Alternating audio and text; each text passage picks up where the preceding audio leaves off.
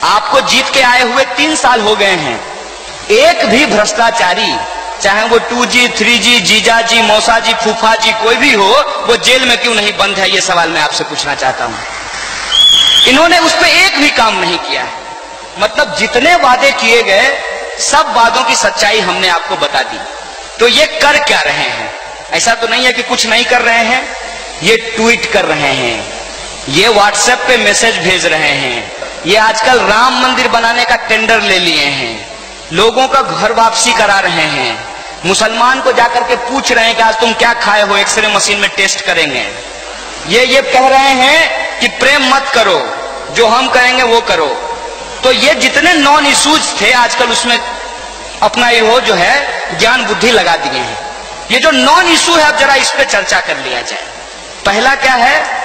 आजकल सबसे ज्यादा उसी की ब्रांडिंग हो रही है। राम जी भी सोच रहे होंगे कि मतलब हम भगवान हैं, हम इन लोगों को बनाए हैं, ऐसा समय आ गया है कि अब यही हम लोगों का वीडियो बना रहा है, वीडियो बना रहा है, मैसेज बना रहा है, पता नहीं क्या क्या हो रहा है।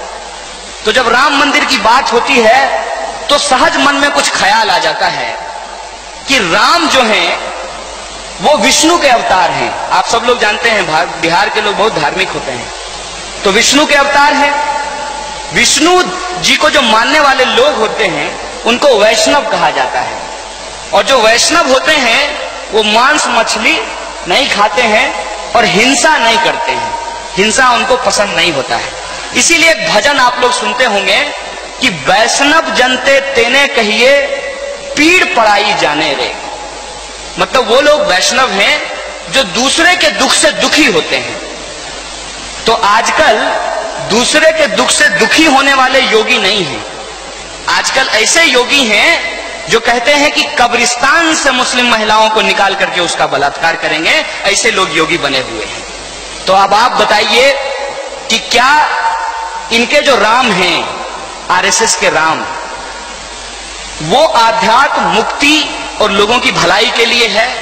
वो मानवता, एकता और लोगों के बीच में प्रेम को बढ़ाने के लिए है? मैं समझता हूं कि नहीं। आरएसएस के राम राजनीति हैं, हिंदुस्तान के आम आवाम के राम मुक्ति हैं। इस फर्क को हमको समझना पड़ेगा। एक राम जो एक आम इंसान के लिए मुक्ति के मार्ग हैं, उस राम को उनके हाथ में एक धनुष देकर के राजनीति का माध्यम बनाने का कोशिश किया जा रहा है। और हिंदू धर्म की संस्कृति पर चर्चा कर लिया जाए, यह बहुत जरूरी है। क्या कहते हैं? साईं इतना दीजिए जामे कुटुंब समाए, मैं भी भूखा ना रहूं साधु न भूखा जाए। जात न पूछो साधु की, पूछ लीजिए ज्ञान। इस तरह की परंपरा जो इस देश में रही है, वहां यह कहा जा रहा है कि लोगों से उसका धर्म पूछ करके उसकी देशभक्ति जांची जाएगी। और एक ऐसा माहौल खड़ा कर दिया गया है कि हिंदू धर्म और हिंदुत्व दोनों एक है। हर एक हिंदू को यह बात समझना होगा कि आपके मन में बसने वाले राम और आरएसएस के पोस्टर पे छपने वाले राम में फर्क है। इस बात को आप समझ लीजिए। वो फर्क इसलिए है कि आपके राम अगर धनुष उठाते हैं तो सबरी का बेड़ भी खाते हैं। आपके राम अगर अवतार लेते हैं तो इस शरीर को त्याग करके इस धरती को छोड़ करके भी जाते हैं। अगर राम को इस धरती पर ही रहना था तो राम नहीं जाते। उनको सरयू नदी में जाकर के अपना प्राण क्यों त्यागना पड़ा? इसीलिए भारत के अंदर जो राम शब्द हैं वो सिर्फ आरएसएस के राम नहीं हैं, वो तुलसी के भी राम हैं, वो कबीर के भी राम हैं, और इस देश की जनता की संस्कृति में रचने बसने वाले राम हैं। और उस राम का संबंध इस देश के रहीम से भी है। इस देश के अंदर गंगा जमुनी जो तहजीब है, जो संस्कृति है, उससे भी है। इस बात को आपको समझना पड़ेगा। हिंदू और हिंदुत्व का फर्क क्या है? हिंदू और हिंदुत्व का फर्क यह है कि हिंदू अपने आप में एक विशाल धारा है, जिस धारा की अलग अलग खासियत, अलग अलग पहचान है। जो शैव शिव को मानने वाले होते हैं, जो शैव धर्म के समर्थक होते हैं, वो गांजा भी पीते हैं, शराब भी पीते हैं, मांस भी खाते हैं, वो अघोरी भी होते हैं, लेकिन वो भी हिंदू हैं। जो देवी संप्रदाय के लोग हैं वो बलि चढ़ाना को जायज मानते हैं, लेकिन जो वैष्णव संप्रदाय के लोग हैं वो पशु बलि को गलत मानते हैं। इस देश के अंदर सनातनी हिंदू है तो इस देश के अंदर जो गांवों में, जो जंगलों में फली फूली है प्रकृति पूजा, उसका भी एक स्वरूप देखने को मिलता है। इस पूरे के पूरे जो हिंदू धर्म का कुछ खास सिंबल है, जैसे गाय, जैसे राम, जैसे वो तमाम घटनाएं जहां पर हिंदू धर्म के नाम पर एक खास कम्युनिटी को टारगेट किया जाए, वैसे सिंबल को उठा करके लोगों को बांटने की साजिश की जा रही है। और ये जो साजिश है जिसको हम लोग हिंदुत्व कहते हैं, उसका हिंदू धर्म से कोई लेना देना नहीं है। अगर उसका कोई लेना देना होता तो मुझे बताइए कि बीफ के नाम पे, गाय के नाम पे इतनी बड़ी राजनीति की जा रही है। वो तमाम लोग जो गाय के व्यापार में शामिल हैं, जो टॉप के व्यापारी हैं, वो सब के सब हिंदू धर्म से आते हैं। ये सवाल मैं पूछना चाहता हूं, ऐसा क्यों है? ऐसा इसलिए है कि धर्म हमारा व्यक्तिगत मसला है, राजनीति एक अलग चीज है, व्यापार अर्थव्यवस्था एक अलग चीज है, संस्कृति एक अलग चीज है। मैं संस्कृति पे बात करना चाहता हूं कि कैसे संस्कृति हिंदुस्तान की आपस में मिली जुली है, गंगा जमुनी तहजीब है इसमें, कैसे इसमें आपस में हम लोग रचे बसे हैं, कैसे सालों से यहां रह करके हमारे खान पान से लेकर के रहन सहन तक ये मिश्रित संस्कृति विकसित हुई। इसका उदाहरण मैं आपको देना चाहता हूं। मोहम्मद रफी का नाम आप लोग सुनते होंगे, एक मुसलमान कम्युनिटी से आने वाले गायक, और वो एक भजन गाते हैं कि वैष्णव जनते तेने कहिए पीड़ पड़ाई जाने रे, मन तरपत हरि दर्शन को आज। यह जो भजन है, यह भजन एक मुसलमान के द्वारा लिखा गया है और एक मुसलमान के द्वारा गाया गया है, लेकिन यह हिंदुओं के मंदिर में बजता है। यह हिंदुस्तान की संस्कृति है। इस संस्कृति को खत्म करने की पूरी साजिश की जा रही है, और यह साजिश सिंबल के नाम पे किया जा रहा है। और आजकल गाय माता बहुत ज्यादा चल रही है मार्केट में। गाय माता, ओ भाई साहब, गाय के नाम पे क्या क्या हो रहा है इस देश में। कई बार तो ऐसा लगता है कि दुनिया के अलग अलग देशों में गाय का जो महत्व है, भारत में उसका महत्व बिल्कुल अलग है। मतलब जब गाय से मुनाफा लेना हो तो वो गाय बन जाती है, और जब गाय से वोट लेना हो तो वो माता बन जाती हैं। इतना जल्दी तो चंद्रकांता सीरियल में बद्रीनाथ भी अपना चेहरा नहीं बदल पाता होगा। और आजकल तो उनका जबरदस्त मार्केटिंग किया गया है। एक कंपनी है लाला रामदेव जी का, आप लोग जानते होंगे, पतंजलि। तो लाला रामदेव जी क्या करते हैं कि सब कुछ का स्वदेशीकरण करते हैं। तो आजकल ये बोले कि पतंजलि का शुद्ध घी, पतंजलि का शुद्ध देसी घी। हमने कहा घी भी विदेशी होता है क्या? भाई घी तो हिंदुस्तान के अलावे दुनिया के किसी मुल्क में नहीं निकाला जाता है।